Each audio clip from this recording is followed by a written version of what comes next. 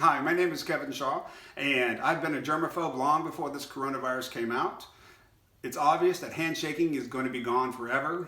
People are throwing out ideas about what we should do in the future. Fist bumping, this sign, kicking feet. Nobody knows what they're going to do, and everybody's on a different page. So rather than being confused, let's all come up with one gesture that we can all agree on.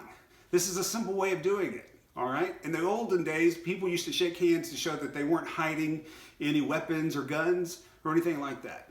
So my solution is simple. Let's all get on the same page. We can simply offer our hands together, do a simple shake when you greet someone.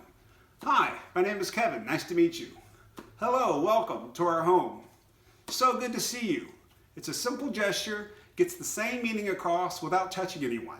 This is an idea that we have to start working on today to make it universal. So please share this video. My name is Kevin Shaw. I came up with this idea. This is the Shaw Shake. Let's call it the Shaw Shake Redemption because I don't want to touch anybody anymore. So please share this video starting today. So good to see you.